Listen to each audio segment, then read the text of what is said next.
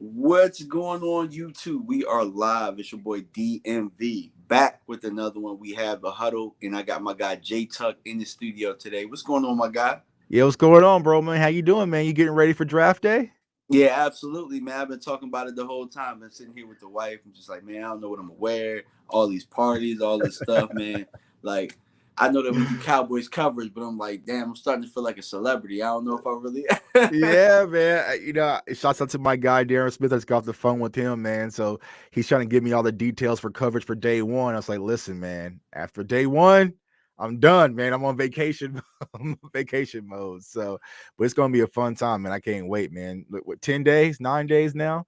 Yeah, So definitely. So, are there any other Cowboys YouTubers that we know that's in our circle that's gonna be out there with us? a lot, man. Spoonie's gonna be out there. Professor O's gonna be out there. West Coast gonna be out there. Canberra's gonna be out there. My girl Ashley Baker's gonna be out there. Mariella's gonna be out there. I Okay. mean, yeah, You listen, get my guy. You know, Elton stays out there, so he yeah, lives in Vegas, so yeah. he's El's out gonna there. be out. I just wonder, like, El's been kind of quiet about it, but it ain't no big deal to him because he lives out there. It's just, Yeah, you pretty know. much. You know, I mean, he went to Dallas for the Spence fight, but you know Mhm. that's pretty much what he was talking about. But other than that, Okay, yeah, he loves some boxing, man. But yeah, Elton's gonna be out there. I mean, it's gonna be a lot of people out there, man. I'm excited for it. It's gonna be a fun time. yeah, definitely, definitely. So, like, we have a lot of stuff that we want to talk about today, man. Actually, what we're gonna start with is a list of players, really, that if they fall to the Cowboys, you have no hesitation in taking, and Mhm. I'll give you the floor. Okay. Yeah. Well, I mean, there's quite a few when it comes to this draft, man. And I think the 24 spot's a little bit tricky. What you're starting to hear a lot about the Dallas Cowboys could possibly slide, and articles popping up everywhere. I saw a few today. Is Jordan Davis out of Georgia, and it's just like I know that he was one of the 30 visits. How does he slide to Dallas? I do not know, but I know sometimes the way he could possibly slide is a lot of NFL teams don't have high position value when it comes to defensive tackle, specifically nose.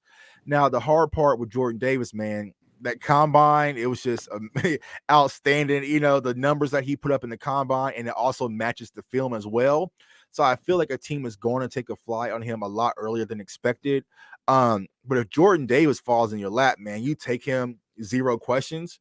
Now, to go over to the wide receiver position, that is a hot topic button with a lot of Cowboys fans. Now, for me personally, if Jameson Williams falls to 24, you take him and just move on. Like, I don't care because they say, oh, Tuck, you know what I'm saying? You got Michael Gallup coming off of ACL. You got James Wilson coming off of ACL. Like, we can't afford that. Yeah, we can. We'll just be a force to reckon with in November, man. Like, you know what I'm saying? I'll fully load the cards for the middle half of the season because if you're able to get that talent, man, you gotta pull the trigger on them. Now, I know there's a lot of teams that still has him circled as well, but those are kind of the two players where I throw all logic out the window and I'm making a move for if they fall. Gotcha, gotcha. And I have a scenario. So like later on in the show, I have like three. I have round one scenarios, round two scenarios, Mhm. round three scenarios, and Jameson Williams does fit in one of those scenarios. So Right. it's very interesting. But Jameson wasn't on one of my lists just because he's hurt. But Mhm. remember, I don't know if you remember, it was like late night, early in the draft process. I was like, "Yo, this Jameson Williams cat, like we might have just lost to San Francisco," and I was like, "This Jameson Williams cat, Jameson Changes a Williams, lot. yeah." Then he He ended up changes a getting lot, hurt. and I've been talking to a few people because he is represented by Zeke's agent as well, and so I'm hearing his recovery is well on track, and so it really. And I know the Cowboys would do their due diligence of checking the medicals, but man, just to get that talent, like you said before the injury, it was a no brainer. I mean, you wouldn't even fathom the idea of him falling to you at 24, right? He's going to be a top 10 wide receiver, so if you're able to get that value just because of that injury and got to miss a few games in October, here's the thing, Cowboys fans. Our schedule ain't the craziest. So I mean, we got the Yeah, Jags, we got the Lions, we got the Texans, and so on. Some of those games we can skate by with James Washington, CeeDee Lamb, and whoever else we're going to put out there, and then you fully reload the clip and add Michael Gallup back and Jameson Williams. Man, yeah, and without an injury, I think it's no question, no doubt in my mind who wide receiver one is. I think right, he's easily wide receiver mhm, one. right. he won't Clearly. even fall out of the first round. Right. Yeah. Yeah. I mean, because a lot of people talk about last year's class with Chase and Waddle, like he's mentioned in the same breath. Like honestly, I think he's a better wide receiver than Waddle was, to be honest Yeah, with you. definitely. He has the speed that he has too. Just Right. about when he's healthy. You know what I'm saying? Mm-hmm. So, my players were Jordan Davis, obviously. Karlaftis is one because he's been linked to us as to falling, and I just feel like that's an edge rusher. That Mm-hmm. although edge isn't necessarily a need, I just feel like the talent you just don't pass up on. Yeah, Greek freak, man. Like, and so I see that's been kind of circled with us now. So Karlaftis is an interesting prospect, man, because when you watch the film, it's just all there. But for some reason, he's getting a lot of shade tossed his way. And I was like, I don't know what the hell people are looking at. Because Me honestly, either. it was just like, it's a no-brainer when it comes when you watch the film on him. So I think they're kind of saying he doesn't have that burst, that speed, but just the power, the raw force of that kid, man. I would gladly take it at 24. And Yeah, especially if when we I keep see it away him, from going into the division. when I see him, he reminds me of the Bosa brothers and the Watt brothers. Right. His hands, the force he's able to use. He does have the bend. You know what I'm saying? Has really good handwork, man. I really Right. don't know what everybody's seeing. I mean, they probably looked at the 40 or something like that and said, "Oh, he's slow." But I'm like, man, look, Mm-mm. He's hey, a football player. facts. And DMV, I know you like me, man. I'm football player over everything. I'm pretty much 80% film, 10% intangibles off the field, and can I trust you with money? And then when it comes to the combine, man, it's probably about 4% when it comes to pro day. So it's just like a lot of people get so excited about the pro day numbers and the combine numbers. That's all they focus on. But I'm like, does the pro day and the film sync up? So like you might have some players 4.2, 4.3, and you watch the film, like you put some pads and some cleats on, it don't look 4.3ish to me. It looks more like a Facts. 4.5, 4.6. And Yeah. so, I always tell my audience specifically, man, don't get caught up in these combine numbers. It's just a piece of it. But at the end of the day, I can sense a football player, and George Karlaftis, man, he's a football player, like easily, man. Keep him out of division. I'll say that. So Yeah, facts. And then my third guy was Drake London. I really like that kid out Mhm. of USC. Right now, to me, he's wide receiver one just by how big he is. I think that he's a true X because if you look at Mhm. all the other receivers in this draft, most of the guys are kind of tweeners. You know what I'm saying? They're kind of Mhm. like CeeDee Lamb in a way where it's like Right. they can play X, but it's like they could also play Z, and I can move them around. Like I see Drake London as a true X, and the other true X I see is Burks. I think Mhm. Burks is a true X, but if Drake London falls there, I think that he's a good pair up with CeeDee Lamb because that's ultimately what I'm looking for right now. And yeah, and so like I say, Drake London is a tremendous talent. I think he's going to be a great talent in the NFL. It's just where he fits with Dallas is because we just signed Michael Gallup. Granted, it was we have a 2-year out, right? But Michael Gallup is going to be our ex wide receiver, and so if we would have been the inverse, if we would have signed kept Amari Cooper and moved on from Michael Gallup, then you can toss in Drake London, kind of be that X. But as a wide receiver, for me personally, bro, I'm looking for that Y guy, like that Y guy to kind of fill that Cedric Wilson void, Yeah, but actually extend it and take it to the next level. And I don't think that's Drake London, of course. Now, there's other opportunities, other players out there. You mentioned Treylon Burks. He was scouted and marked to the Cowboys earlier on. But I feel like my drawback when it comes to Burks is like how you need to use Treylon Burks to fully get your capability and get the full maximum out of him. It should be how you're using CeeDee Lamb, because Treylon Burks, you mentioned he can be an X. I think he can play Y a little bit. He can play it, in the backfield. He can do a variety of different things, which he's shown on film in Arkansas. But it's like you can do the same thing with CeeDee Lamb. So it's like kind of as a parent, it's like you don't even play with the toys you got, Kellen Moore. Like I don't give you no yeah. more toys, That's actually where I'm at with receiver in the first round anyway. Because Right. I mean, for me, I'm like, I don't know, man. Like I know Dan Quinn gonna play with them. Like you said, You he play gonna with play them with the toys. toys, right? Yeah, I trust Dan Quinn to do something a lot more than I do with Kellen Moore. Because if you can't work Amari Cooper, Michael Gallup, and CeeDee Lamb, what the hell are you gonna do with a Chris Olave or Treylon Burks and CeeDee Lamb? And like what I'm saying, like I just don't trust him with it. So yeah, you didn't play with the toys you got, bro. this first pick for me, honestly, I'm getting to Dan Quinn and let him cook and cook up something, but we'll see.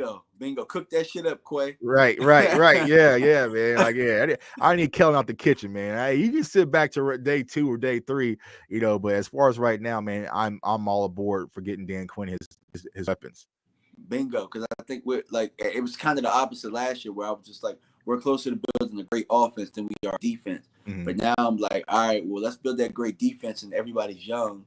Let's build around Micah, the new face of the team. As to how I feel about it. But and that would be the value of adding Jordan Davis, because a lot of people don't understand the defensive interior. That's like the offensive line for the linebackers. And you think about the Cowboys, man, it's been a long time. We had some serviceable guys, but we just haven't had that big, fat, nasty nose that can get after it. And Jordan Davis will definitely fit that bill, man, if you're able to get that talent. So I'm all for it. Gotcha. And so, before, I kind of texted you and said, let's talk about positions as far as priorities and your order of precedence. So where are you as far as needs to go and where you would like to see the Cowboys going? For me personally, like I said, I'm trying to feed Dan Quinn. So I'm looking at the linebacker position. I feel like the linebacker position has the fastest, steepest drop-off, right? You kind of have a few top guys, whether that's in Lloyd, or you also have Walker, you also have Dean, you have some of these other guys. But after that, after you kind of get past Brandon Smith a little bit from Penn State, it gets a little light, and it gets light extremely quick for me. So me personally, I like to solidify the linebacker core. Now, a lot of people say, no, Tuck, why would you do that? You have, you re-sign LVE for 1-year deal. That's exactly why you do it. Yeah, well, duh, yeah. But then you also had Jabril Cox, and a lot of people bring up nickel, etc. But it's like, I feel like now with Randy Gregory being out, Micah is going to roam and rush a lot more. And so if you're able to have your just core middle linebacker, your green dot guy out there, it's going to make the chess piece of Micah Parsons a lot more effective. Because that's the one thing I do not want. I don't want Micah to kind of be stuck at that middle linebacker role. I want him to continue to be a chess piece. I know we kind of had the conversation last year about him being off the edge. And I was like, man, I personally wouldn't mind Micah being off the edge, man, but I think the Cowboys don't want to do that because the price is a little bit different, when you're an edge rusher versus a linebacker. So, I feel like if you were to add in a Kobe Dean, I don't give a damn about his size. I went through this last year when everyone was talking about Nick Bolton. I see a football player, Kobe Dean's a football player. You add him with Micah Samuel Jr. Yeah, Asante. Yeah, that's a whole nother topic, man. Shouts out to Ward, man, getting his payment. His big money today. Denzel Ward for the under 6 foot corners out there getting their paydays. Crazy. But yeah, if you're able to combine Kobe Dean with Micah Parsons, man, that would be my pick, or Lloyd at that. Yeah, I'm about to say either. Either or.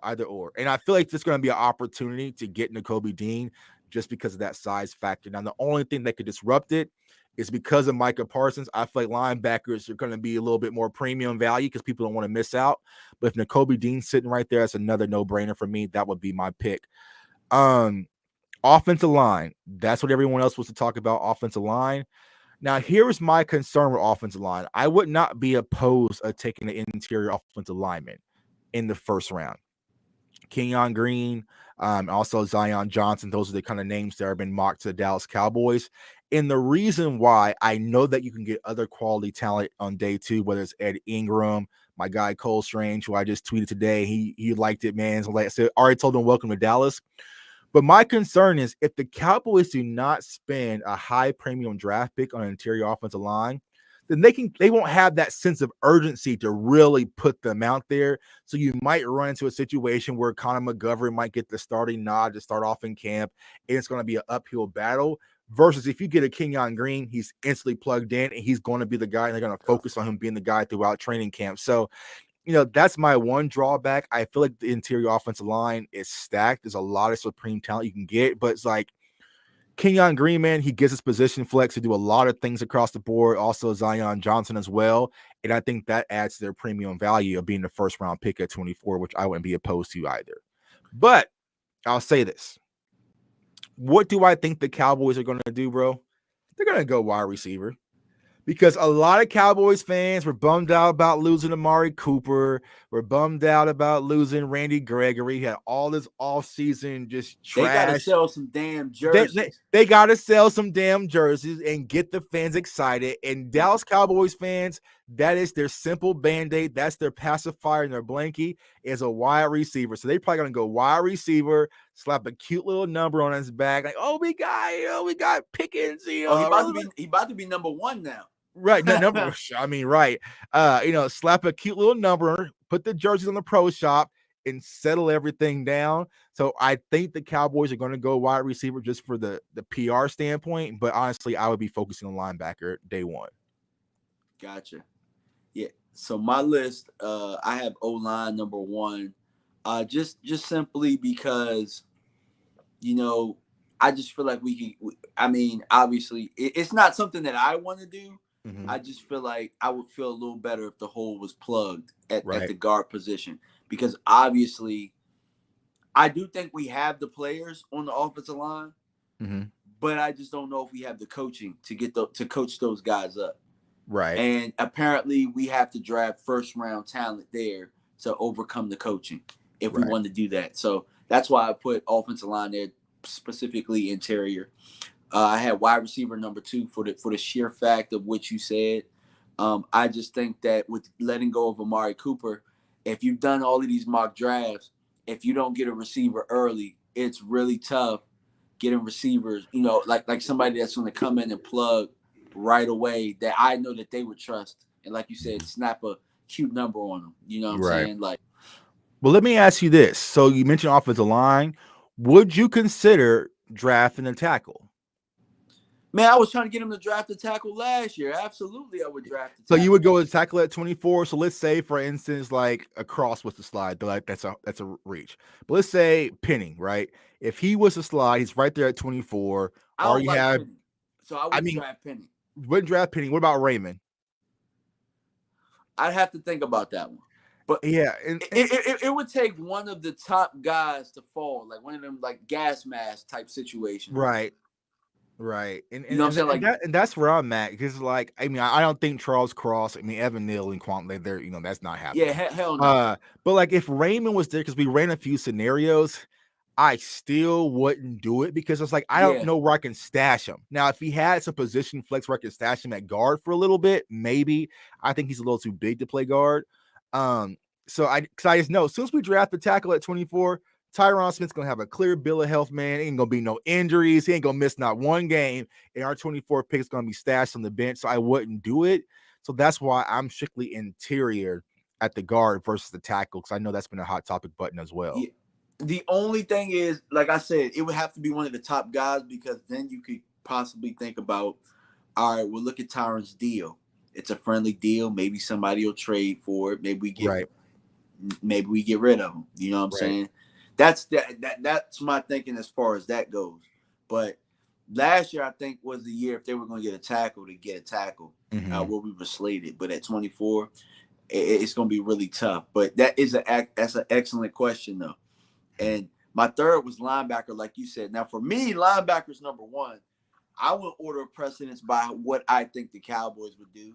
But linebacker, I'm with pairing Micah Parsons up with somebody that's going to complement him. Because if you look at all of the great defenses out there, if you look at, like, for example, Ray Lewis is always paired up with great linebackers, great defensive tackles. You know what I'm saying? I didn't really put defensive tackle on my priorities list, but I could use defensive tackle. You know what I'm saying? Right. I could definitely use a defensive tackle depending on the player. I'm more so like what player's available there. Right. You know what I'm saying? Man, my God, Vosh, man, I ain't no bully, man. You the bully, man. Hey. Nah, man, you don't even play no bully ball, man. This is my God. This is my guy, Vosh, man. Yeah, I'm with you, bro. On my list, you didn't put it on your list, but I have tight end on my list. But I have a tight end that can play wide, specifically for 12 personnel, like the flexibility. And you know where I'm going with it. You ain't gotta talk. You ain't gotta tell me twice, man. Hey, I know Dalton Schultz came out and spoke that he put on a little weight. Like, hey, what did Stephen A. Smith say? Hey, we do not care. we don't care. Like, man, if you're able to get one of these tight ends now, will they do it at 24? Absolutely not. but I would eye it at 56, man, because I feel like this tight end class is strong, It and you can is. get a guy that can easily be your tight end 2 for now, and then push Schultz out the door. And Stephen Jones, if you're listening, I know you like to save a few bucks. It would definitely save you some money if you get a high quality tight end that can eventually come and be your tight end 1. And you know who my guy is, man. You know, I'm Trey McBride all the way. So Trey McBride, Isaiah Likely, Greg Dulcich. I mean, there's so many people. Cade Otton out there. And I'm not the Greg biggest. is one of my pet cats. We're going to talk about pet cat. Okay. Greg's one of my pet cats from UCLA. Yeah, Definitely. yeah. And so it's easily, man. So if you're sitting there at 56, man, and one of those tight ends is right there in the face, I pull the trigger, man, and do not look back. So, yeah, Dalton Schultz. I mean, Dalton Schultz got half Cowboys Nation blocked anyway, man. So it's time for him to move on. Hey, I didn't make that list, man. Apparently,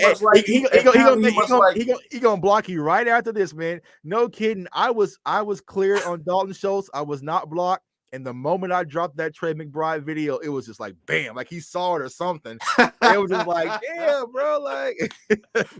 He got hot. Since it was probably like 5 minutes after I posted my Trey McBride video. Bro, we can have both of y'all. Right, y'all can both work. Nah. Yeah, I mean, Dak like throwing the ball to tight ends. So exactly, and that's what a lot of people don't understand. Because when I say you can go get a tight end, because the Cowboys were trying to use 12 personnel a lot more under Mike McCarthy's tenure. Because normally Mike McCarthy's 11 guy, but they were using 12 formation a lot last year. And earlier in the season, the run game was actually booming under 12 formation as well. And so Dak likes to be able to use the center in the fields and take the underneath routes and, bust the seams. And so that's where Dak is more comfortable. So if you're able to get a tight end that can play some Y as well, and even a little bit of X and flex out, it opens up your offense so much more because you have to account for your run game, but you also got to account for the passing game as well. And a lot of these tight ends, like a Greg Dulcich, it's going to be a linebacker mismatch out the gate.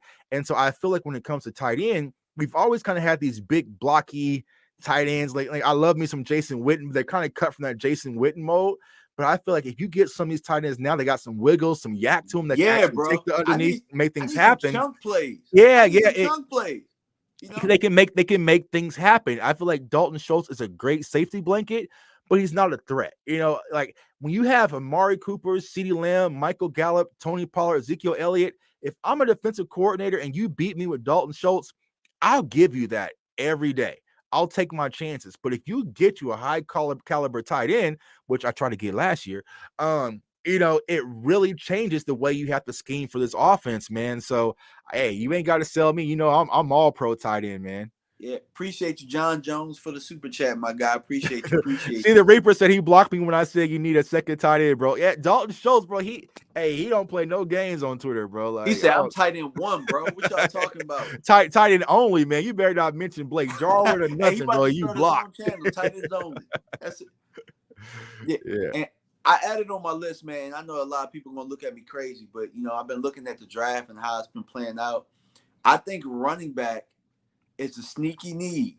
And the reason I say that is if they ain't paid Cedric Wilson $7 million a year, y'all really think they're going to come out of the checkbook for Tony Pollard? Right. Hell no. Right. And it's probably a year for Zeke to probably not have the production, and he's probably gone too. And then it's like you're looking to draft a running back for next year. Mm-hmm. And then everybody knows you can draft a running back. But this year, you got sneaky running backs that you can get 3rd, 4th, 5th round, and you might be able to get a top 1, 2, or 3 back. Right. And I agree with you. If I had to go on record, I would probably say this is probably Ezekiel Elliott's last season in Dallas. And what y'all are probably going to see, and I said this on Twitter, I didn't say it too loudly. If you play fantasy football, I would probably draft Tony Pollard, because what you're probably going to see in Dallas is kind of knowing how they think. It's going to be the Amari Cooper situation. All of a sudden, Tony Pollard's going to get inflated a little bit with the touches, get the fans excited. Boom, boom, boom. Here's Tony Pollard. We'll be perfectly fine with Tony Pollard. And Zeke's going to kind of have some rumblings that he's upset. He wasn't being a team player. And so the Cowboys fans are already out on Zeke anyway. They're going to spin that narrative. So that way it makes sense to move on from Zeke next year and maybe try to work out a deal with Tony Pollard. Now, it really depends on if Tony Pollard really booms, then the price is going to be different. But they can kind of keep him neutralized. It's just right in that threshold where the Cowboys want him, get him a nice little 2-3 year deal, and then have him being the feature back. But yeah, I agree. Day 3, I would possibly start considering running back. I listed some names on Twitter that we'll probably talk about here in a second, man. But I would not be opposed for looking at a running back because I can already see the tea leaves unfolding. And I know a lot of people like Hardy because of, the whole, what was that show? Hard Knocks. Hard Hard Knocks. Knocks, yeah. Yeah, like, we got Jaquan Hardy. Like, all right, bro, that's cool. But we need to start looking for, Like, cool story, bro. Cool dude. I love his glasses and all that. But yeah, we need to look for a running back. Yeah, facts. Exactly. Yeah. And the reason that I left corner off of this list is I know that a lot of people are up in arms about the news that happened last week or whatnot, but I got to remind people that Kelvin Joseph didn't unseat Anthony Brown. Last I checked, we still have Anthony Brown. Mm-hmm. We still got Jordan Lewis. We still got Deshaun Wright. Mm-hmm. We still got Trayvon Diggs. Mm-hmm. Sure, we could add a corner, but I don't think that it's a glaring need. You know what I'm saying? Yeah, I agree because a lot of people want Anthony Brown gone because Anthony Brown's like kind of a scapegoat after that linebacker got released last year. It was like, who can Cowboys fans point their guns at? And it was just Anthony Brown. But if you really watch Anthony Brown last year, he had a decent season last year. He was not a bad player. And so the one thing about the Cowboys, they trust him. They know he's going to do the right thing on and off the field. Right. So they trust him. They trust Jordan Lewis as well. So I feel like going to the season, they're going to have the nod. Right now, the guy, Kelvin Joseph, who I'm calling him now, he's on an uphill battle. Like, just even to get back into the good graces with the team and the coaching staff. So I feel like going into it, Anthony Brown, and then you have Jordan Lewis being our starters. And people forget, like last year going to camp, Nashawn Wright was the one that jumped out of the gate. So if he's able to take another leap, then your priority for corner really diminishes. Now, there's another name that we didn't talk about that was kind of mocked to the Cowboys at 24 because of some injuries and some slightness. But if Stingley falls, that might be. I gotta pull it. Hey, dog, I might have to pull the trigger, bro. Yeah, and that's where I'm at. Like, there's another one where, like, all right, Stingley just falls in your lap, bro. Like, all right, I'm just gonna grab it and I'll just figure it out.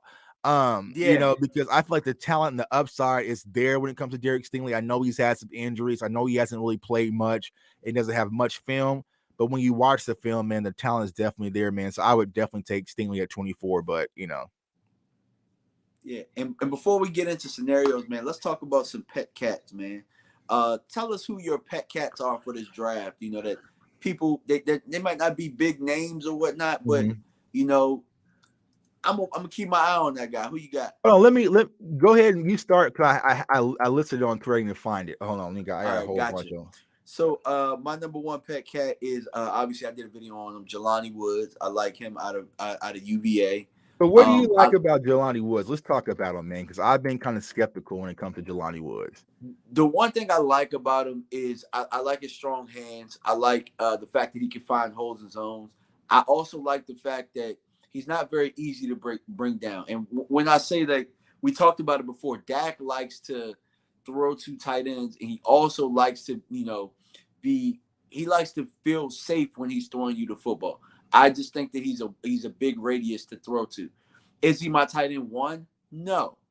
But if we're talking maybe 4th, 5th round, and the tight ends that we wanted to go, we addressed other needs, I think that he's a guy that we can coach up, and I think that he'd be okay. I think he'd be solid. Okay. Just a pet cat, though. You know what I'm saying? It's not like hey, we got to absolutely have Jelani Woods. Right. He's a guy that I'm watching, and I think that he can be solid with solid coaching. If he goes to a place where he ain't got necessarily solid coaching and he's as raw as he is, he'd be out of the league. Right. Yeah, there we go. All right, so I got my pet cat list. I was posting on Twitter, but I had so many tweets this past week. It's been a busy week for your boy on Twitter, man. I got buried down. It's busy for you all the time, bro. You man, it's crazy, man, crazy. So my pet cat list for this season, right? My first one is Trey Mcbride. Out of Colorado State, tight end. He was one of the people I watched back in January. Like honestly, I peeped Trey Mcbride during the season while everything was still going on. I was like, man, if I can just get this, on here, because at Colorado State, man, for him to put up the numbers that he did, it's primarily a run team. So blocking, versatility to be able to play inline, he can play Y, he can play X, like has basketball intangibles. He can go get it. He's not really a yak guy per se, but I feel like in the right offense he can be, because he does have, the wiggle, as I call it, to be able to He create killed space. us. Yeah, He killed us. yeah. And so it's like, yeah, man, I would definitely look at Trey Mcbride. Another tight end, as I mentioned, man, is Isaiah Likely out of Coastal. Like, I feel like what Isaiah Likely can bring to an offense, it's just that versatility, like a Kyle Pitts. Now, he's not going to be your blocking tight end, but like you could literally take Isaiah Likely at 56 and maybe chill a little bit on wide receiver, because you really don't have that need. Yeah, likely, because at Coastal Carolina he looks huge over there, but in the Right. league he look a little small. It's almost He's like going to be more like a wide receiver. I tell you what, I think he'd be better at that role than us trying to make Semi do that. Right. Because I know that was the talks about making Semi kind of be like this wide receiver tight end hybrid that Semi has put on some weight. Now, I haven't seen Semi, of course, lately, but I mean, I feel like Isaiah Likely will definitely be a much better fit to kind of fit that role because as he's already being wide receiver. Right. He's already done it. Right. Another one is Logan Hall, defensive tackle, defensive end out of Houston. I love Logan Hall, man. Yeah, He's just right? Yeah, high motor guy that can play interior 3-tech and play on the edge a little bit. Logan Hall, defensive tackle out of Houston. Wide receivers, there's Wan'Dale Robinson out of Kentucky. He is your guy that can just get the ball out in space and just say, go get me some yards and go make it happen. He's shifty as hell. He's slippery as hell. And that's something the Cowboys really haven't had. So I would definitely like to plug him in at the Y slot. And another guy I dropped a video early on out of South Alabama was Jaylen Tober. Jaylen Tober is one of those guys who had an incredible Senior Bowl. Another wide receiver, strong hands, play after the catch. You can definitely add him to it. I mentioned Cole Strange, guard out of Chattanooga. He's a little light, man, but he's fierce. He battles, has great leverage, great hand placement. Like, I know a lot of people see him like, oh, he doesn't weigh as much. They get like Connor Williams PTSD. But, I feel like Cole Strange is going to grow in the NFL. He's going to be a tremendous player. And of course, if Vach is still watching, my guy Jermaine Johnson out of Florida State, which is a given. I was waiting for that. That's a given, man. That's a given, man. Jermaine Johnson, man, phenomenal talent. I feel like he's going to be able to play not only defensive end, but outside linebackers. He was a linebacker at his time out in Georgia, and he wasn't until he got to Florida State. We just put his hand in the dirt, and he excelled at it, man. So he's very blue collar. He played at Independence Community College. If you ever watched Last Chance U, he was on Last Chance U when they had Coach Brown, the cussing coach that was always yelling and stuff on Netflix. He bowled us. Did he? No, I'm just saying, like, I think that Jermaine Johnson would be really good with us, good with Dan Quinn. Yeah. Man. But I'm not getting excited about one of my Knowles coming to the Cowboys. I'm not going to that though. It ain't gonna happen. But man, if Dan Quinn wants to get a hold of Jermaine Johnson, man. Hey, that would be fun. You know what it would remind me of? Do you remember when they took Bruce Irvin real early, and then all of a sudden everybody looked at it like it was like, what the hell? Like, he kind of raw, like, because I know Vach. The one thing about Vach is Vach likes educational, like, guys that have that move forward and I got my hands, or they have an educated rush. And with him, with Jermaine Johnson, is that it's like, he doesn't necessarily believe that he has more to his repertoire. Right. And for me, I'm thinking you don't need that with Dan Quinn. You know what I'm saying? Right. Dan Quinn's going to put you in the right spot at the right time for what you do well. And Jermaine is going to be blue collar. Like, how we saw Micah always working with Dan Quinn? You'll probably see Jermaine right next to him, man, because he wants to be better. He wants to work on his game. So I have zero concerns about it. And then another one, my last one, Jaquan Brisker, safety out of Penn State. Hard-hitting safety, coverage guy. I dropped the film session on him early. But we ain't drafting no safety, so it is what it is. Yeah, I kind of stayed away from it is what it is. I mean, last year they said they had plans of getting one, but they didn't. But Jaquan Brisker, N'Kobe Dean, Roger McQuarrie, corner out of Auburn. Those are kind of my guys that are my pet cat list. They're not going to draft McQuarrie because he's small. Right, I know. He's a Oh, baller, though. yeah, I He's know. a baller. Yeah, he's a baller, but he's not 6 foot and can't ride. Like it's just the stupidity, man. Like, but physical will get up in your grill, man, and just play hard nosed man coverage. Like I love when I watch Roger McQuarrie. But someone else is going to get him. We're going to be sitting back here next year, like, oh, that Roger McQuarrie's, yeah. So Facts. Yeah, we can take somebody else. Yeah, what's My up, Willie? guys, Go Knowles, man. I talked about Jelani Woods. I like John Michie out of Bama. We talked about the guys who can get us some yak. He reminds me a little bit of what we'd be missing from Cedric Wilson leaving, because in my opinion, I don't think we should have let Cedric walk out of the door. I think that was a mistake. Right. I think he offered us something as far as his IQ, his ability to find holes and have a rapport with Dak. I think that Michie could kind of help us there. Mm-hmm. I like Christian Watson out of North Dakota State. Yeah. Tall guy, fast. I think that what he can help us with is the vertical threat. And see, a lot of these players, they would fit perfectly if we didn't re-sign Michael Gallup, man. We could get this good. But it's also like with him, I'm expecting him. It's almost like this, right? Because this is where I trust Mike McCarthy. In the second and third round in Green Bay, they used to draft receivers and you wouldn't think nothing of it, right? Mm-hmm. And then those guys become Jordy Nelson and Devontae Adams. Mm-hmm. You know what I'm saying? Mm-hmm. So it's like, that's also why I'm like, I don't know if we need to take a receiver in round one, right? Because McCarthy has taken more of a role in the draft process, and he's been very good at finding those type of guys, the Randall Cobbs, the 50 systems and stuff like that. So, we talked about, guys that are being shifty and that can make people miss. I think that if he's part of the draft process, I think they're going to find the right guy that we need. Right. We talked about Greg Dulcich out of UCLA. Mm-hmm. Man, I watched him. I turned on the film, and I'm just like, man, get me him or McBride. I don't care which one. Get me one of them. Right. Probably you might, and from what I'm looking at, it's a possibility you can get him round 3. I don't know. It might be a stretch, but see, I feel like when it comes to the tight ends, like they're gonna be sitting in clusters. Yeah, once someone pulls that string, man, it's gonna be like Trey McBride, Greg, like everyone's gonna Jake Ferguson, K. Dotton, because they're gonna go quick, man. So that's the thing. So I just don't know when. I think it's gonna be a day 2 before someone pulls it, but you might even see, into the first round, like I can literally see Trey McBride go into the Bucks, like Tom Brady, like go get me that. You know what I'm saying? If Brock isn't gonna return. Bro. And it'll just be nasty, man. Like it'll just because I mean, they really could do it because they lost. OJ Howard is gone. Right. And so they say, you know what? I'm gonna pull the string, go get me that Trey McBride kid, and we're gonna make it work. They'll be right back to business, and it's just gonna be scary. It sure as hell would be. Yeah. Damn. Yeah. Don't put no ideas in their head, man. But that's actually a really good pick for them. My last one is Noah Ellis out of Idaho. Big, fat defensive tackle. Yeah. And I know that they played him on the angle. They kind of played him, like slanting, but that's a big guy right there, man, on the interior that you can get late.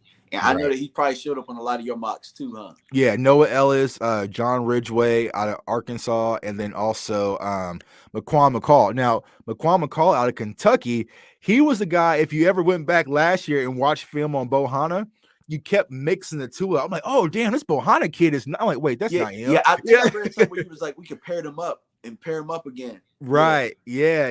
McCall, man, you sit back and watch last year. I was like, oh man, yeah, we got us a beast. And wait, that's not him. You know what I'm saying? Like that ain't Bo, man. So I would like to get some rotational depth, especially at that nose tackle. Like, and that's the hard part when you're looking at defensive tackle. There is a lot of quality guys out there, but I just feel like we're kind of stocked at the 3 tech position.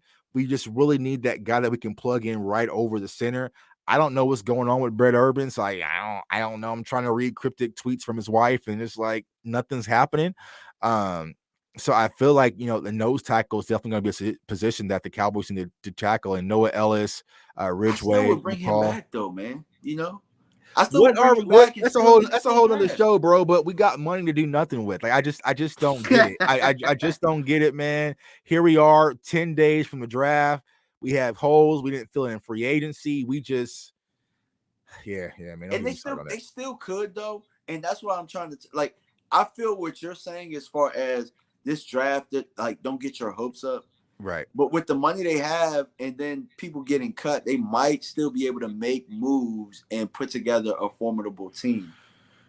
Like just Well, hit. Like we only really need them to hit 3 good players that right. you can take from this draft. That And that's my concern, because a lot of people are like, oh, Tuck, you're tripping, you're overreacting. We got, 9 Pro Bowls out of the last 11 draft. But here's what people don't understand. Like the Cowboys, if you look historically, when we draft outside the top 20, yeah, those classes haven't been the strongest. Our strongest classes are pretty much when it's dummy proof, right? 2016 with Zeke. All right, you can put it on auto draft. You end up with Zeke, Bosa, or Jalen Ramsey. Last year, we were this close to making a critical mistake, because if we draft anyone outside of Slater or Parsons, we brick, especially now with everything that's going on with our second round pick, right? So it's just like, CeeDee Lamb fell for grace, where it's kind of like a dummy could have just made that pick. So it's not like the yeah, Cowboys go in, they're aggressive, they kill the draft. Like, so us being at 24, it gives us a lot of, space to do something stupid with this pick, and it can definitely facts. impact it, because we have so many holes to fill. Like, what if we do take a David Ojabo at 24, trying to be cute or something, and then just Yeah, nah, you're right. And the thing about it is, you can see the teams that are used to drafting in the late 20s and stuff, like Baltimore. They always right, make that. They always make it work. right, You know what because I'm they're saying? used to it. Yeah, Pittsburgh, they always find a way to make it work. Or right, Kansas City, to be honest with you, they kind of make it work. right, Picks or right. not. Yeah, but like a lot of our best drafts, we're top 10. So it's like that's why I'm concerned, because you have these holes. Because the same questions that we have when we do these shows and these mocks: should we go linebacker? Should we go offensive guard? Should we go wide? Like, you're going into the draft with that type of conversation in the war room, and the way that things are kind of falling. You might like, I don't know, do we take Kenyon Green? But should we go with Chris Olave, or like, and that's going to Dog, be interesting to see they're what like a school they woman put. in the restaurant. Right. I don't know. Yeah, right. They don't know what to go. And so it's just like, well, let's go order a salad. You know what I'm saying? It's just be done. yeah, Yeah. yeah. That's the one thing I love about Baltimore, is that they don't care about measurables. It's They just players, care man. about football. You know Right. what I'm saying? They don't care about Players. jersey sales. Like, hell, if they're at 24, you ain't got to worry about them. Right. No doubt.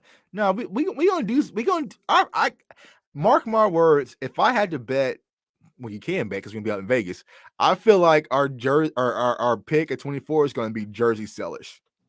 Yep, definitely. Even if we don't know how to use Treylon Burks, it's just going to be like Treylon Burks, Jerry Jones, Arkansas, Debo Samuel. Like, they're going to slap all that, have a cute little press conference, hold up the jersey, and Cowboys fans will be like, all right, we're back. We're ready to go.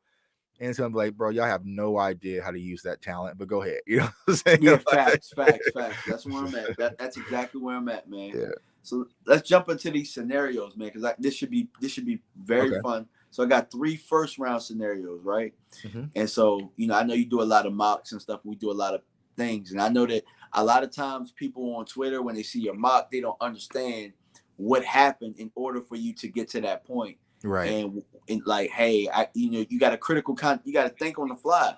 And then also keep in mind, like, you only got a certain amount of time. So you got to kind of trust your scouting if things don't go the way that you want to. Right. So my scenario, and a lot of people look at that PFF's grade like, oh, PFF gonna give you a C. That's a horrible pick. Like, bro, you have no idea who this prospect is. Like he is not going to go according to the PFF grade. Like, if you take Trey Mcbride in the 3rd, like, that is not a bad pick. You know what I'm saying? But based on that's a great pick. That's what I'm like saying. Steal of the draft. That's a steal of the draft. But PFF will grade you as a C-, and then you'll get Tommy and down your it's hated. Why would you draft a tight end? We got Schultz. Like, all right, bro. All right, go ahead. Yeah, they're not even remotely the same player, but all right. Right. Yeah. All right. Yeah. All right. You got it. All right. So what's the scenarios? All right. So round 1, right? Let's say all the receivers that you wanted are gone. Okay. The linebackers you wanted are gone. Sauce Gardner is there for you to pick. Karlaftis falls. All the guards are there that you want, and Linderbaum is there. Who you taking? Well, that Thanos meme where I'm always like dragging someone, tossing like, man, I'm tossing Boss Man off the cliff and grabbing Sauce Gardner so damn quick, bro. And bro, oh man, hey, y'all gonna have to hold me down from jumping the fountains, man. If Sauce Gardner falls at 24, man. I'm taking Sauce, man, easily with that pick. Yeah, facts, bro. There's a possibility that could happen just how the draft goes, because if the receivers go, remember the receivers kind of go real fast in draft. Right. Somebody might not like Sauce. I don't know. I don't know, Stingley man. might have dropped. Power of prayer, man. Power of prayer. That's all I can say. Because that's the crazy thing. Like Sauce was like my Stingley, break of emergency, my insurance plan. And as soon as I tweeted that, like way back in December, he just shot up the boards, man. I was like, all right, bro, here we go. And then of course we started winning more games. But man, I would love to get Sauce Gardner, man. Another guy, I'm kind of high on corner is Kyer Elam, man. When I was out there. Yeah, Kyer Elam out of Florida. And when we actually played versus Tampa, the Florida Gators team was at my hotel. And I told him, I was like, hey, man, I'll see you in April. He's like, what do you mean? It's like, I cover the Dallas Cowboys to do my things. Like, I'll see you in April, man. You're going to be with us, man. So I'm trying to be a man of my word, but I would take Kyer Elam. I'd take him at 24, maybe not, but 56, absolutely. Gotcha. Yeah. Kyer probably going to be one of those guys that's drafted by like maybe the Chiefs late. Don't the Chiefs got 2 picks or something? Yeah, they got 2 picks. Yeah. And so I mean, because you'll have McDuffie in there. You'll also have what's that? I see a lot of mocks with McDuffie going top 10 possibly. Yeah, so you're gonna have so you have Stingley, you have Booth, you have Gardner, McDuffie, and then you might get to Elam, you might get to Kyler Gordon out of Washington. So like that second tier. Yeah. So I mean, there's a possibility he could be. I don't think he falls to 56, but he could possibly be in range. You would have to maybe move up to go get him, which they wouldn't do it. So yeah, definitely. All right, so let's get to scenario 2. By the way, if that happens, me personally, I'm fighting with Karlaftis and Gardner. I'll probably go Karlaftis, but I'm not mad at Sauce because I understand Sauce. That's a perfect pair with Trayvon. I'm thinking, do I want to pair him with Trayvon or do I want to help Micah Moore? And I was like, I'm gonna help with Mike. I'm gonna help Micah Moore. I'm gonna get another edge. You got Sauce and Diggs out there. You move Anthony Brown back inside, and you give quarterbacks 4 seconds, 3 seconds to throw with Micah rushing off. Man, that's gonna help Micah because like there ain't gonna be no windows to throw if you get Sauce and Diggs out there, man. That's some Madden stuff. I might go put that on Madden franchise real quick and run it, man. Yeah, that's tough, bro. All right, so scenario 2. Let's say all the edges start going fast. Okay. The corners go fast. And your top receivers left are Burks, Skye Moore somehow. Oh no, Skye Moore, Jameson Williams are left. Who you going? I'm still going with Williams. Man. I'm just going with Williams if he's there at 24. I like Skye Moore. Skye Moore was one of the original wide receivers I did a film study back on. You the first one who started talking about him for real, and then everybody else. Thank you. You hear it first. We do our thing. You know what I'm saying? But hey, I know he's kind of shot off the board, man. So I saw Skye Moore early. But I still don't think he's not Williams, man. He's just not Williams. Like, I thought of Skye Moore was like the 56 pick, day 2 guy. I don't think he's going to be there at 56. His name is buzzing way too much for that to happen. But if it's between him, Burks, and Williams, man, I got to go with Williams, man. ACL and all. Unless we find out that knee is just screwed. Okay, cool. I get it. Like I said, from what I've been hearing in-house, everything is decent. ACLs are a lot different, as you were going to say. ACLs are damn near like meniscus tears now. Right. Yeah. And so, like, nah, man, I'm taking Williams, like I said, man. We might take a few lumps, September, mid-October, but by Thanksgiving, man, we're going to be locked and loaded. Yeah, I'm about to say, that just means that number 2, we just got to, we got to hit with that. Right. You know what I'm saying? Right, yeah. And here's the thing. With the way this wide receiver class is, you could get your insurance policy for Williams. You could take Williams at 24, stash him, and maybe get a Danny Gray out of SMU, on day 3 to kind of fill that void in. You still got Simi on your roster. I mean, you got TJ Vasher, you got some of these other guys. And we still got money, bro. We You still know, got I money to mean, go they get a ain't paying for we no. still They got ain't money to paying go for get that. a T.Y. Hilton. You They ain't know? gonna do. They ain't gonna pay for nobody, man. They ain't gonna pay for nobody. But yeah, I mean, there's still options at wide receiver that where you could stash the talent of Jameson Williams and be perfectly fine. So, All right. In scenario 3, this is a fun one. So there's an opportunity for the Cowboys to move up 10 spots. Dallas and Baltimore swap ones, and Dallas gives up number 56 and 155. Who's if Dallas is at number 14 on the clock, who are you trading up for? well, there's a few. So we're at 14. Yeah. And so one of my favorite players in this draft, I mean, I'm not going to pet cat him because I mean everyone's pretty much petting on this cat, man. Is Kyle Hamilton, man, out of Notre Dame. Like, I just feel like, man, that would finally be that safety, that guy that can just do it all, a pure playmaker. Yeah, Kyle Hamilton would be my pick at that spot if he falls to us.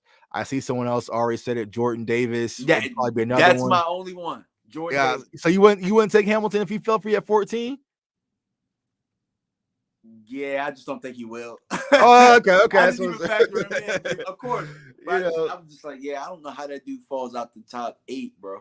I mean, there's a lot of people who's been like bad mouthing Hamilton because of his pro day or whatnot. Once again, you Yeah, know what all I'm saying? right. But like, you know, Go watch but that film. I seen that his man cover measurables. What is about his? opposite hash to other sideline and get a pick. Hey, I'm good. Oh Give me yeah, him. like I said, I'm a Florida State fan. I sit there and watch the kid just wreck a game and just be like, bro, I can't stand you. Like, he's everywhere doing everything, man. He's a pure football player.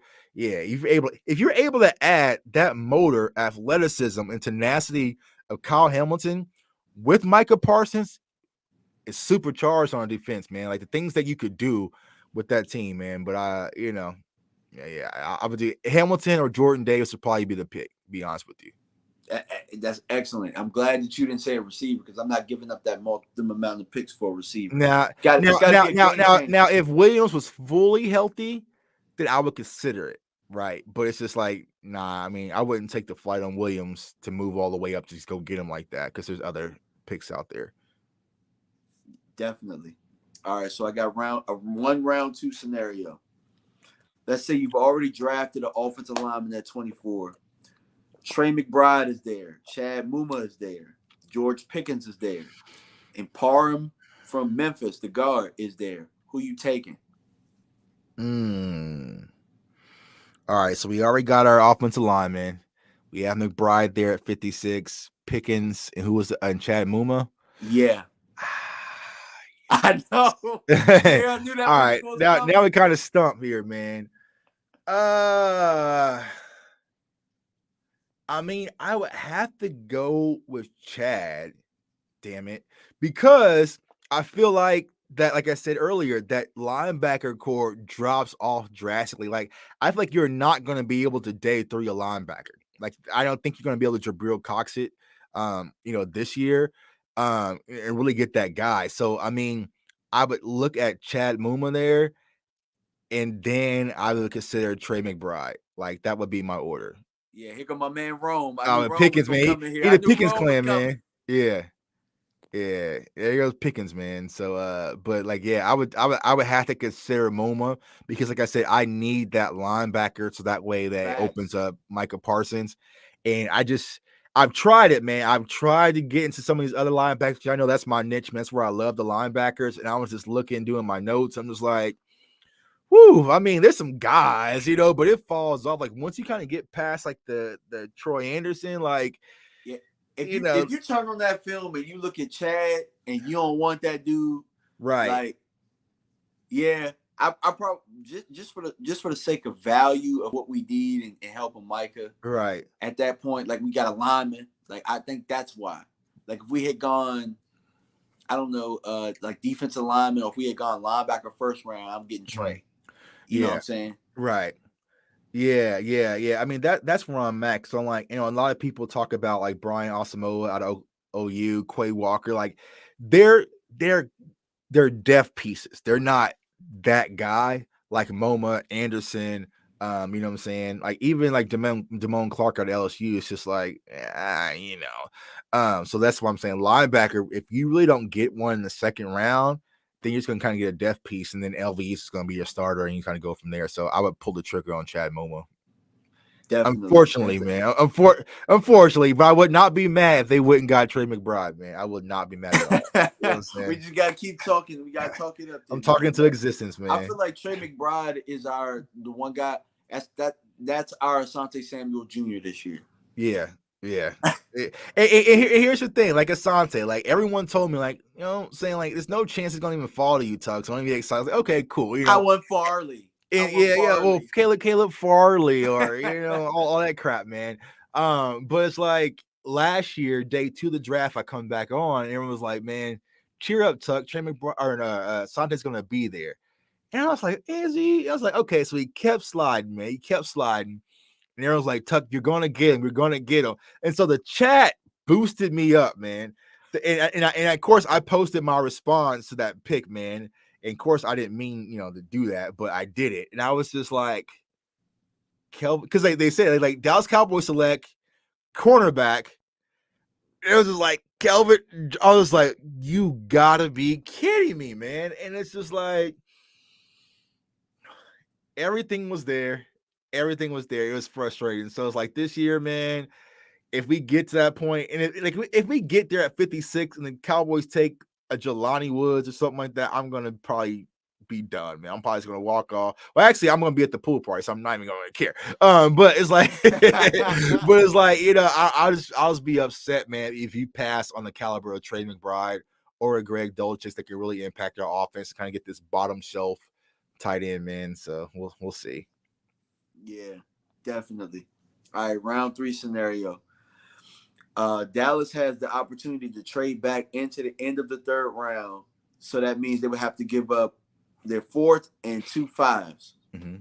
Would you do it in this draft? Yes. I feel like if there's any day that the Cowboys really need to be aggressive, it needs to be day 2 of the draft. And I know that they had conversations about it last year, and they didn't do it because ultimately, even though I talked about Asante Samuel being the pick, they wanted Trayvon Moore. And they were clear that they wanted Trayvon Moore because they were considered dropping up in the 1st round. They didn't. They still in their hands that he was going to fall to them. And then the Raiders just said, nah, we got you, bro.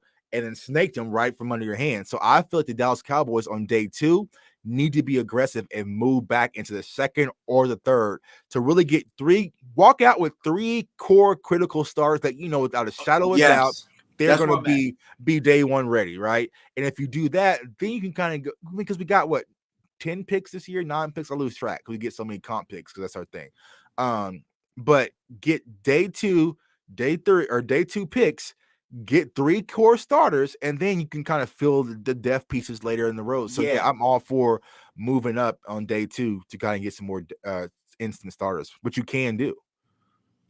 Gotcha. And the reason I was able to come up with that is, man, I was in the point system, so I ain't just make this up. Like, right. I was like, okay, well, these points match, so we can kind of do this. Because y'all know me, man. I'll trade 2024 1st round picks and load up the clip. Yeah, I'll load the clip, man. Like Tuck, how you get 2 1st rounders, man? I dumped some picks in 2024, 2025. Like, I don't care, man. The Rams don't care about it. That's what I'm saying. Yeah, I love the Rams mentality, man. F them picks, man. Because if you win the Super Bowl or you play in the Super Bowl, they ain't gonna be worth nothing anyway. So, you know. Exactly. Facts. All right, last scenario. This is a tough one. So we're in round 3, and your best player on the board is a running back. And there's a huge margin between that running back and the rest of the and the rest of the talent. So that means that you probably reach at 3 for need. Do you take the running back, or do you reach for need? Are we at? You say we're on day 3? Round 3. Round 3. Oh no, I'm not taking a running back at round 3. No. I can't because, like I said, I know Tony Pollard's his usage rate is going to probably increase. You still have Ezekiel Elliott, who's not going to go out without a fight. So that's going to be the bulk of your running back tandem. So, you know, if you take one in 3, you have the expectation, like I said, that he's going to be started. He's going to get, you know, a majority of the carries out the gate. I don't think that's going to be the case. So I would not take a running back at 3. So I would reach for whatever need that would be. You know, I would honestly, I would consider a swing tackle, because a lot of people got to understand we lost our swing tackle now in Terrence Steele because he's going to be starting right tackle. So, you know, I would maybe double dip in some of my mock drafts. I've taken a guard like Keon Johnson or Zion Johnson and Kenyon Green. I went and got me a tight end, and then I looked at a swing tackle or at that third pick at 88 to get that guy, because there's a lot of quality swings as well. If you get like a Darren Kennard who can play tackle but also play guard as well, then you get some more position flex, because we lost a lot of depth when it comes to our offensive line.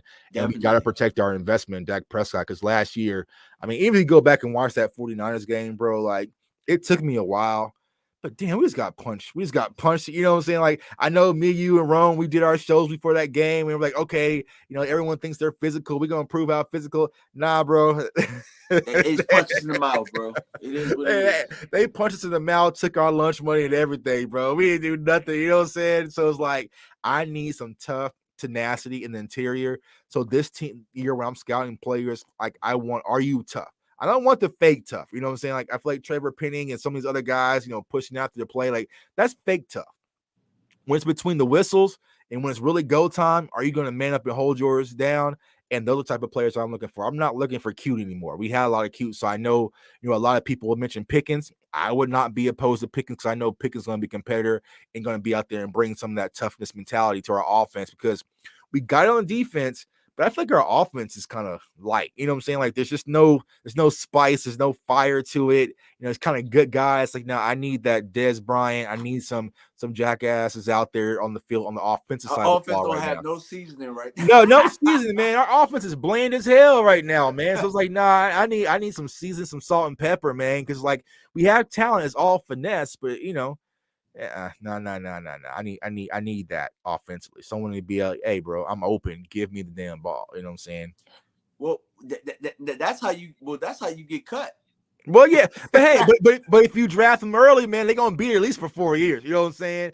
I was like, hell, man. What players are getting away with in Dallas right now, man. To get cut, you gotta do something extremely extreme. It seems like. So it's like, man, it's crazy that you can say I need the ball a little bit more, and they'll ship you on, but you could be riding dirty, and then you right back in practice the next day. It's crazy, man. The Cowboys will and won't tolerate, man. Facts. Or you could, take pictures of the owner's daughter or whatever. Right, yeah.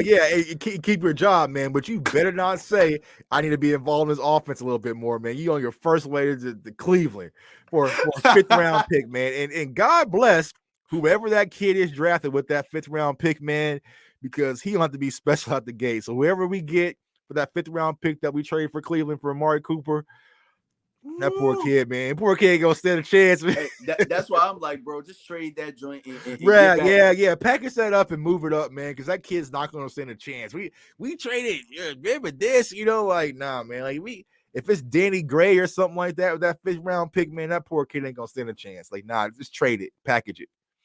Yeah, Rome's talking about that's why you take a receiver. The 5th year options like gold bars on receivers now. Yeah. That's unless you get a dog and he like, I ain't playing. Right. You better pay me. Right. Yeah. I mean, that sounds good if you get to that point, man. And it's just like, I know with the new CBA, they're trying to, make it so you can't do that anymore. But we clearly see, I'm not sure if it was photoshopped or something, but someone posted a picture on Twitter with like Deebo Samuel in the Cowboys locker room. I'm sure that was photoshopped or something. But probably was. But hey, they want their money and they're not going like AJ Brown. Tyreek Hill. That's what, like I said, being here in Kansas City, to see us move on from Amari Cooper, but then see them move on from Tyreek Hill. I'm just like, these teams ain't playing. Like, they not trying to pay you, bro, like at all. So it's just like, or what Rome might be trying to say is, we know they ain't gonna pay CD. No, I mean, like I said on Twitter today, man, they are gonna piece of the pie CD, Micah, and Diggs to death, man. You know what I'm saying? Like, it's gonna be ugly. So enjoy it while you can, Cowboys. They're gonna start playing games. CD Lamb. Sounds funny, but damn, I'm almost to the point where I might be extending Trayvon Diggs' ass right now. Yeah, but I mean, but after that Ward contract, it's like, nah, man. Because what are we doing with the money? You might as well get them cheap. At least Cowboys, like, just sign Dalton. Like, give Dalton Schultz his money. Like, give somebody the money, bro. You know what I'm saying? Like, give it to somebody. You know what I'm saying? Extend somebody that you already going to extend now, because Dalton Schultz put up another 800 yards. You're going to have to pay him damn You got to pay him close to damn Kelsey money. Right. So that's why you draft the tight end at 56. Yeah, facts. Yeah. Hey, Steven Jones, you know what I'm saying?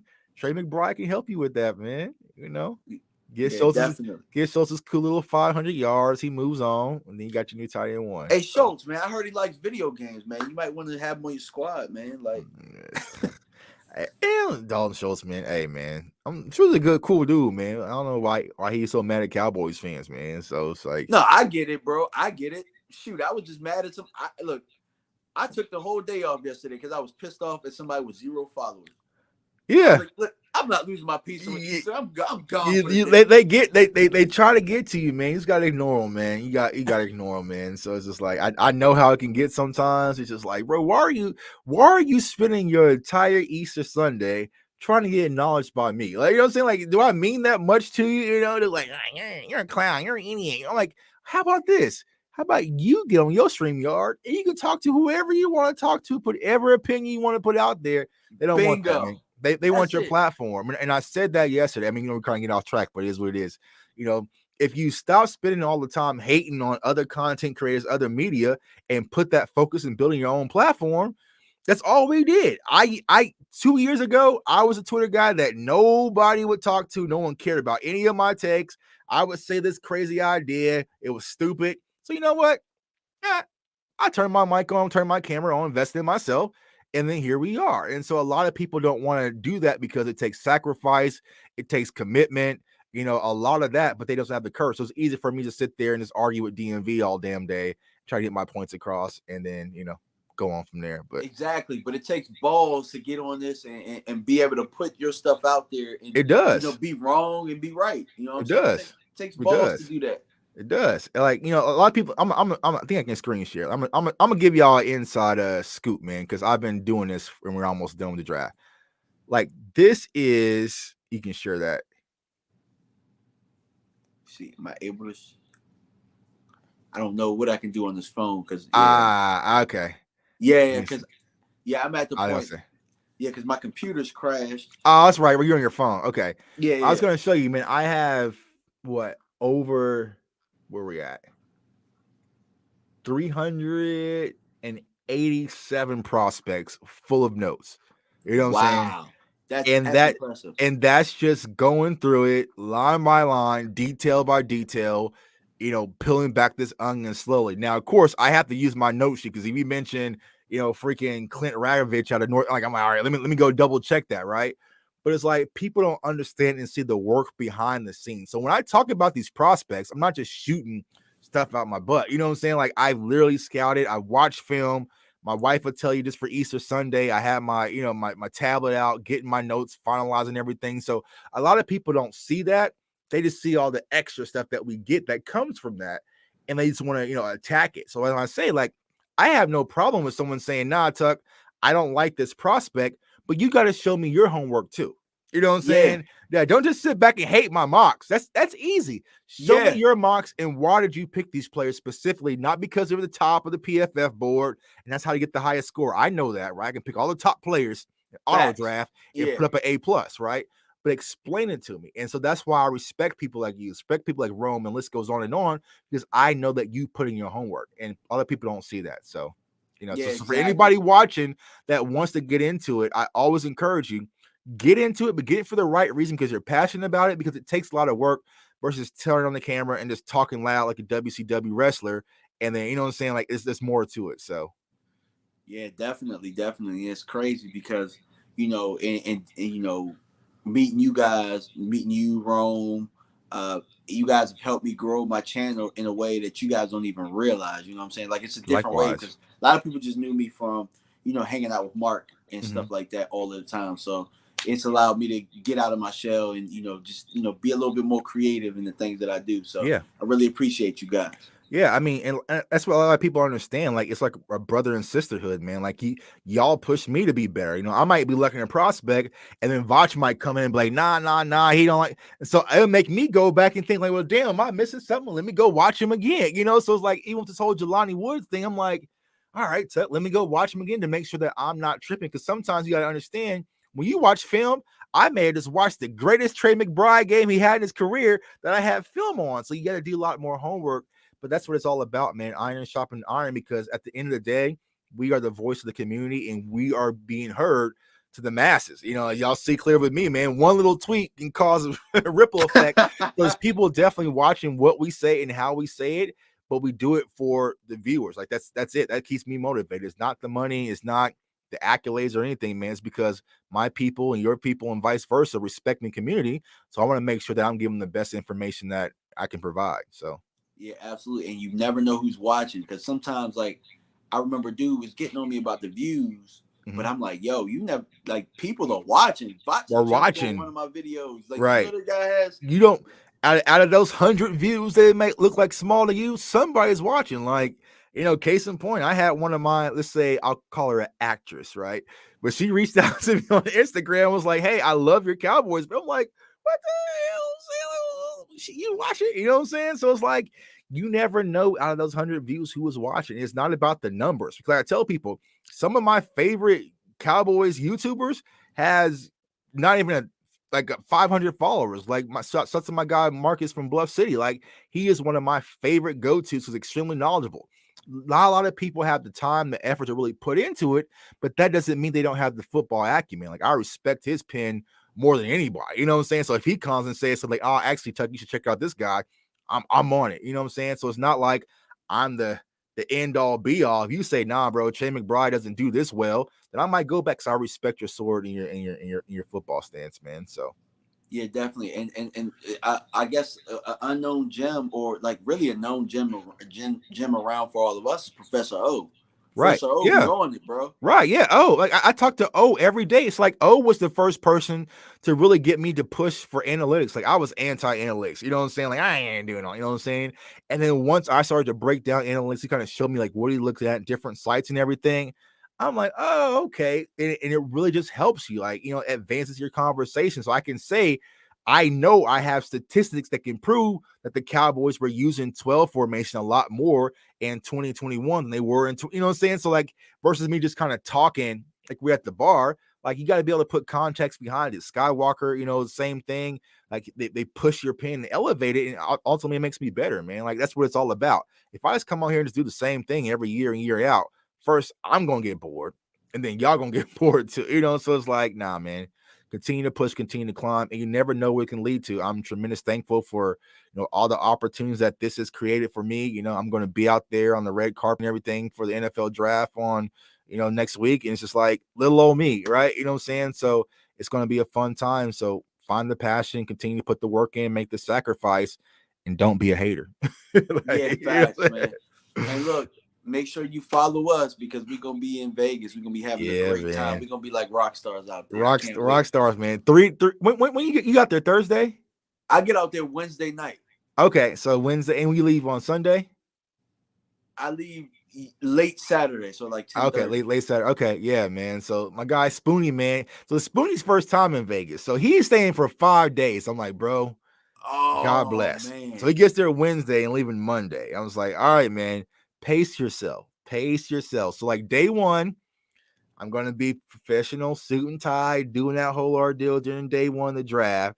And then we're going to crank things up for notch. You know what I'm saying? So it's like, nah, man. So if I get out there as soon as I'm laying and start going margaritas and all, I'm going to miss the entire draft, man. Miss it all, man. But it's going to be a fun time. Like I said, it's more about the brother and sisterhood of the Cowboys Nation, man. So a lot of people I haven't got to see since, the last game. We're all going to be out there having a blast, man. So it's going to be fun. And other NFL fans, too. And a lot of content creators that I do shows and stuff across the NFL is going to be out there. My guy, Steve, from the Chargers, he does incredible draft work.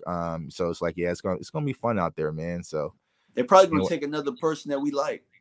Yeah. Oh, yeah. The Chargers, they listen to my draft stuff. The Chargers select, Trey Mcbride. I'm like, all right, go ahead, bro. I'm saying, do what you got to do. So I was like, whatever, So yeah, I mean, that's why that dude probably went to the Chargers for real. He like, he was smart. Like, yeah, he already know, man. He already know what's up. Man. They gonna take Trey Mcbride, man, Logan Hall. You know what I'm saying? They gonna all my pet cats is gonna load it up, man, because they got me with Duran, they got me with Asante. Even though, like, it was like for instance, like, man, like I was on Rashawn Slater for the longest until one night Rome and Knicks, we did a mock. They kept beating into my head, and I literally remember staying up and I crunched Rashawn Slater film from like midnight to like 5 in the morning. And I come back like at 7 a.m., drop a video like, all right, man, I'm tripping, bro. I'm tripping, man. You know what I'm saying? I'm tripping, bro. Like, all right, like. With Slater, I remember doing a video on him. That's actually one of my highest videos as far as view videos. And all these people kept saying, Panay Soul, he's better, Panay Soul. I'm like, man, you see this whooping Chase Young's ass? Yeah. All right. Yeah, man. I watched like 4 film sessions on Slater, just sat there and watched them. I'm just like, all right, yeah. I see it. My bad. I'm tripping. You know what I'm saying? But that's the thing. Like sometimes, your eyes, might tell you everything. Because I didn't think that Micah would end up being as good as he is, because on tape we didn't see the things that we asked him to do. Well, see, that's the thing. When I saw Micah, I was just like, that's instant. Like, and I dropped the video that everyone keeps bringing up. It was like, I just knew, like, I was like, man, he's a goddamn animal. The thing I was hearing about Micah was all the off the field stuff. It's like when I researched it, it wasn't what I thought it was. You know what I'm saying? Like, it was just kind of locker room play. You know what I'm saying? It wasn't what I saw when I researched, the other players that we took after him. You know what I'm saying? So it's like, once I got rid of all the cloud and the judgment that surrounded Micah, just looked at him, I was like, oh, yeah, that's absolutely it. So that's why I was telling everybody last year, if you're pro defense, he's the guy that's going to have impact over Horn and Slater. Like, that's who you should be wanting is Micah Parsons, because he's disruptive at all 3 levels. I didn't think we get him. I didn't think he fought that far. I think because he opted out, and then because everyone kind of put that linebacker tag. And he's a linebacker. You don't draft linebackers that high. I'm like, nah, he's a playmaker. But even if you look at his pass rushing ability, like, man, it was there. Like, completely. I think the game was Memphis. That was the game that a lot of people watched when he was at AT&T Stadium, and it was just like, man, this kid is doing a lot. You know what I'm saying? Not like a damn cannon. But I think the thing a lot of people underestimate is having Dan Quinn to be able to be the detonator for that weapon of mass destruction when it comes to Micah. Because if we'd had, what was that guy's name before Quinn? I even forgot his damn name. Sauce and the Eye guy. What was that defensive coordinator? Nolan? Yeah. And we were drafting Micah Parsons under Mike Nolan. We would not got what we got he would have just been a straight linebacker, right? And we'd have been like, we wasted a damn pick. Right. So I think that's a huge kudos to Dan Quinn to be able to use Micah Parsons. That's why this year, get more toys, man. You got to earn your toys, man. Like, you know what I'm saying? Like my kids, man. Hey, play with the toys you got. You can get some more toys. But until then, you can go back to your room and play the one you got last year. So that's where I'm at. Exactly. Yeah. But yeah, man, I appreciate you stopping by. We gave everybody a little bit of overtime, about 16 minutes of overtime. Appreciate you for stopping by. I thought this was a fun show. You know what I'm saying? If you ever need me to jump on the show or anything like that, man, feel free to reach out. I'll definitely make the time. Yeah, we'll do it, man. We got some mocks coming up. It's almost pencils down, man. Like, I love that time. It's like, all right, I didn't research, I didn't mock the mocks. That's all you get, man. Like, you know what I'm saying? It's really up to the Cowboys. So, yeah, we'll definitely do something here in the upcoming weeks, man. Keep everyone notified. And even when we're out there in Vegas, man, we're going to do some fun stuff that got lined up, man. So I can't wait. So. All right, man. Well, appreciate you, everybody. Thank you for stopping by. Make sure you hit that like button. Make sure you comment, subscribe, hit that bell each time I come out with content. Make sure, if you're not already doing it, we got CFO Sports. Go check him out. Go subscribe. He does some of the greatest content out there. Great production. My man is on fire right now. So definitely go check his stuff out and follow him on Twitter, because he might go viral again. Yeah, man. I would never thought in a million years that J Tuck and Brittany Rayner would be a worldwide trending topic. Bro, man. You might run into her in Vegas. That's actually sure. You know what I'm saying? I don't want no problems, Brittany, man. I don't want no problems, Brittany. So, I guess it's still going today, man. Like, I muted the tweet because I was like, all right, it's just too much coming on. And I couldn't see the people that were reaching out to me for football content. But I guess today, they're, a bunch of Instagram models are coming out talking about LeBron James and Steph Curry. I'm like, y'all can have that. Like, you know what I'm saying? Like, yeah, it is what it is. Yeah. They're gonna ask you, like, what do you think about LeBron? I ain't got no concerns with that man. So, you know what I'm saying? Like, whatever, bro. So, it was all fun, man. So my 15 minutes of fame. Well, yeah, everybody, we got to head on out, man. All right, y'all. Salute. Peace. Peace.